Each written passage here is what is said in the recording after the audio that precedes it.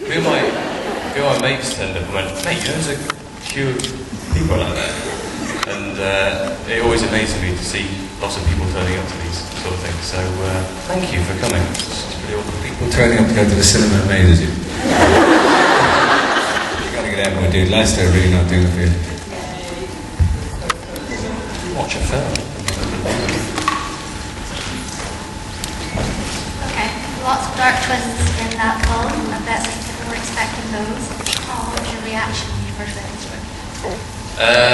Well, there's a few drafts of the script. So the twist of the girl being dead was early on, wasn't it? But the mum being a stripper was that was a shocker. I mean, you just experienced what I experienced about 12 months ago. It's not good, but yeah, it's weird, isn't it?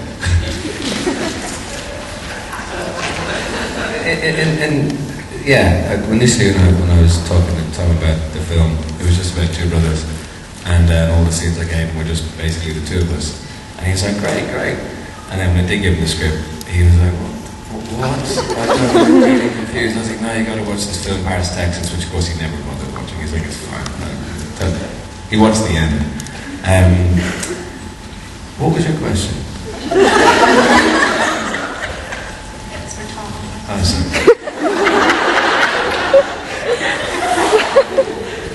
So the scene with the mother and Tom in the letter is really intense. How is it for you to portray, and how is it for you to write?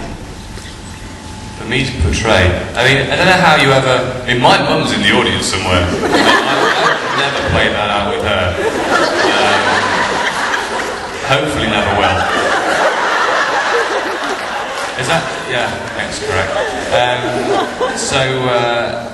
Yeah, I don't know how one gets into one's mental state for that. How did I do that? I remember just thinking, I'm really confused. What's going on here? How was it for you to direct? Or write? Write? Or both? It was actually great to direct it, because Tom and Helen were great, and it was really easy, and they both got it, and so it was actually a pleasure. And writing it was just one of those things that just kind of happened and just kind of came about. I'm not really too sure where it came from. I got my mom to read the first draft of the script. I'm deadly serious. My mom used to study theatre and did an MA in theatre studies and stuff, so thankfully she got it and didn't think it was me being really weird and some weird subliminal crap going on in my head. She actually understood what I was trying to do with it. But yeah, it kind of made sense to me. It was kind of, well, I was trying to just look at what would you do in that scenario. If it's a really weird, messed up scenario, which I don't think is probably beyond the realms of possibility, because, you know, how would you approach meeting a mother if she was in a strip club? The best way, obviously, just read her a letter. And hope that she understood the hell you were talking about. So in the bar at the start, Jack's very aggressive to the older dude. Later, Tom's really nice and really kind of reverential. Was this a reflection of the father relationship? Yeah, that's a good question. Look at you, Jesus. Come on, really think about that. Yeah, it was meant to be, because they don't really have a very strong, there is no strong father figure in their lives, which I hope, and we didn't want to do anything to do with flashbacks or anything like that. I wanted to keep it quite simple, that you made up your own mind about it, but it was pretty clear that they didn't have a strong role model with the father, so Tom is with that guy, he just made him understand how to cope with him, and eventually, when he does lose his temper, it all flares up, but I think that's kind of a culmination of everything. That's what that scene, when he does kill him, was meant to be. It wasn't just about the girl, it was like, this is everything all coming out at once.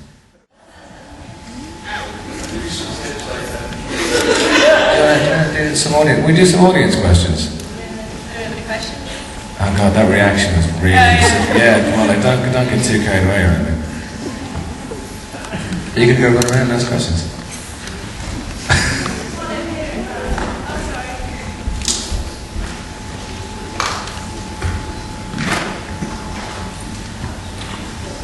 Who's first?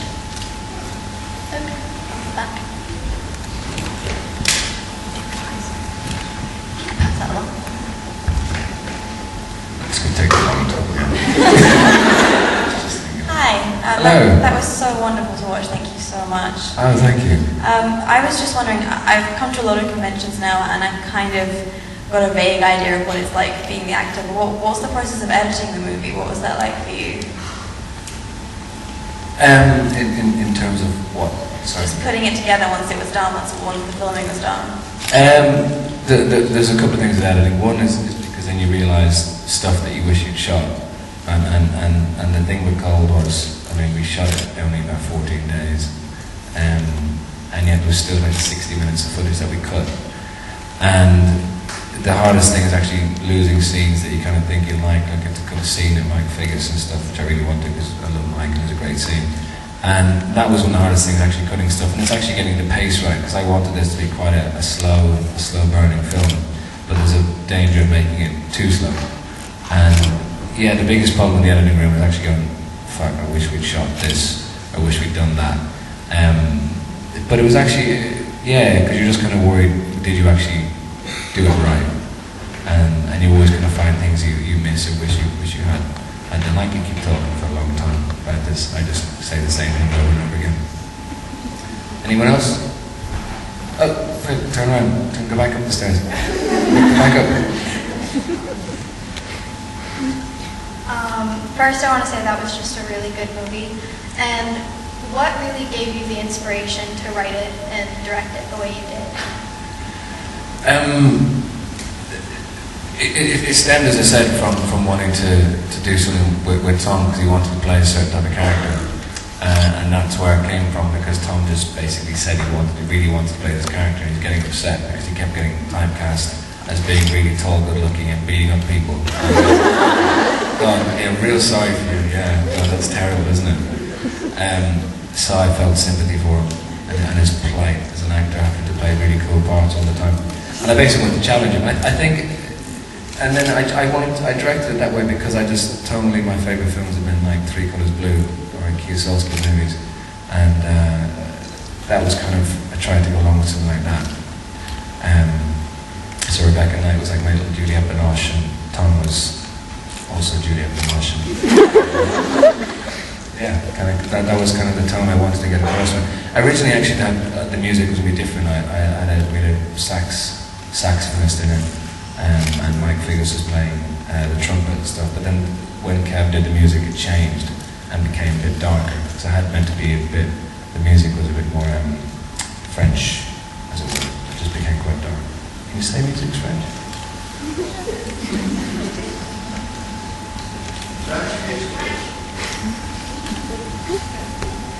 So actually, I was actually listening to some of their stuff when I was actually writing some, because Al would give me a lot of their tracks before they finished.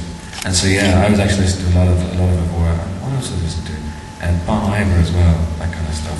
And Ryan Adams, and all that kind of melancholic, just like pull your heartstring type stuff.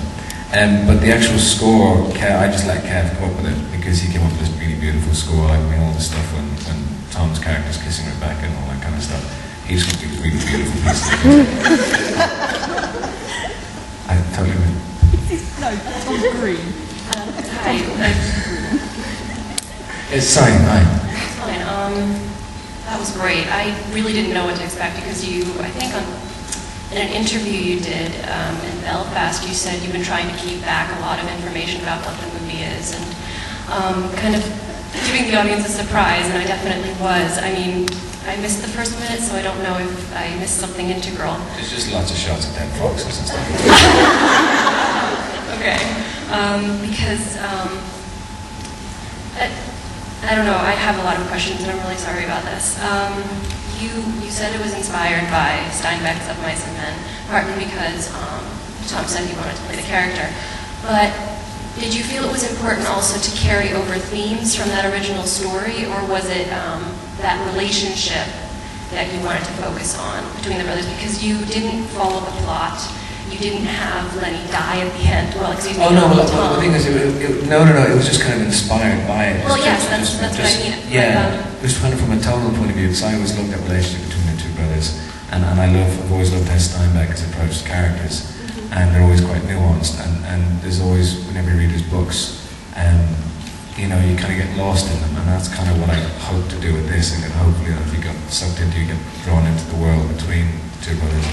And I think, you know, it's a cathartic, there's a catharsis between the two characters, that they both go through what they need to go through, and then they both forgive each other. I mean, it's actually, Jack's character forgives Tom for murdering loads of people, but you know, but then in a lot of Steinbeck books, all the kind of characters are very, very dark, and things have happened to them, and I kind of just wanted to examine that, and yeah, it just kind of came from his writing. It wasn't exactly the story per se, but it was.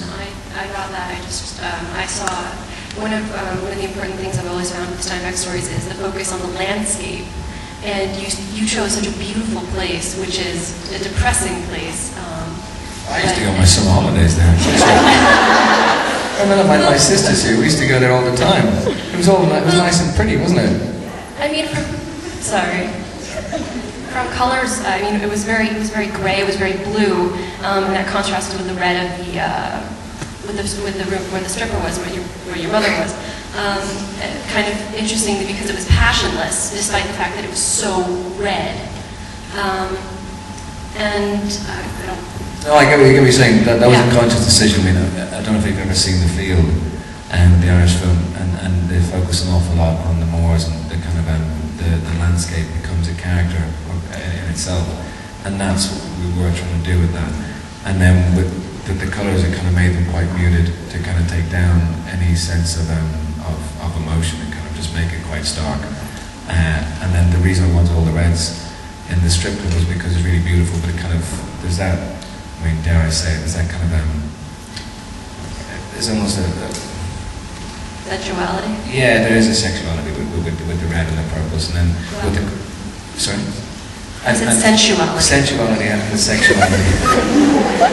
I meant sensuality. Yeah, but that was a conscious decision to kind of have a juxtaposition between the stark colours of the cityscape and then the muted colours of the countryside.